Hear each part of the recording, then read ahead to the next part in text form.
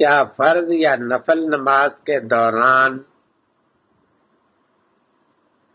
قیام یا سجود میں ذاتی مسائل کے لیے دعائیں مانگی جا سکتی ہیں؟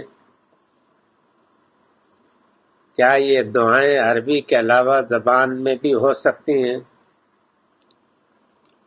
حضرت مریم کے متعلق آتا ہے نا کہ وہ حضرت زکریا کے متعلق جو محراب میں کھڑے نماز پڑھ رہے تھے اور اس وقت انہوں نے دعا کی، جو دعا بھی ان کی مذکور ہے.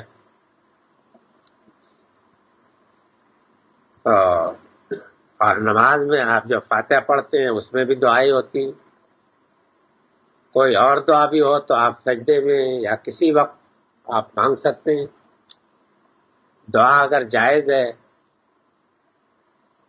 مسنون اور معصور ہے، معقول ہے، یعنی دعا کے متعلق کوئی شرائط ہے کہ ہر چیز نہیں مانگنی چاہیے. سمجھ گئے آپ بے شمار چیزیں ایسی ہیں کہ جو نہیں مانگنی چاہیے. یہاں تک کہ یہ بھی نہ مانگیے دعا کہ مجھے مجلس شورا کی رکنیت دے، یہ بھی نہ جائز، شریعت میں جائز نہیں. آپ اپنی موت کی دعا بھی نہیں کر سکتے. خیال میں آپ کے دعائیں وہی کرنی چاہیے کہ جن دعاؤں کا آپ کو حق ہے اور آپ مانگیں کہ اللہ تعالیٰ مجھے توفیق دے، ہدایت دے.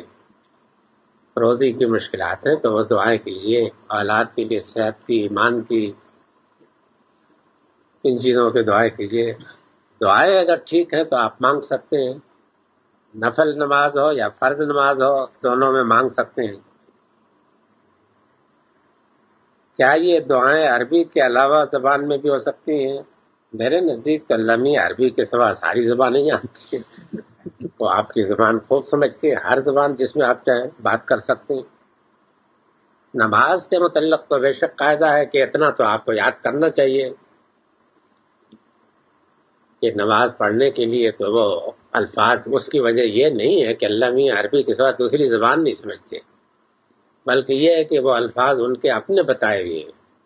تو اب ان سے زیادہ کون بلیغ ہو سکتا ہے؟ اب فاتحہ اگر ان کی سکھائی آپ پڑھیں تو اس میں جتنی بھی معنی سمٹے ہوئی ہیں سب اللہ تعالیٰ کے ہاں آپ کے پہنچ جائیں گے. باقی رہ گیا کہ اگر آپ کسی بات کو کہنا چاہتے ہیں تو بے شک آپ اپنی زبان میں کہیے، اس میں کوئی حرج نہیں. اگرچہ میں تو قائل نہیں ہوں، مگر لوگ تو کہتے ہیں کہ امام ابو حنیفہ نے فتویٰ دیا ہے کہ دوسری الفاظ میں بھی نماز پڑھی جا سکتی ہے. لیکن میرا خیال یہ ہے کہ یہ کچھ غلط سا منسوب ہو گیا ہے. یہ انہوں نے فتویٰ نہیں دیا ہوگا، بلکہ اس کی کچھ اور شکل ہوگی.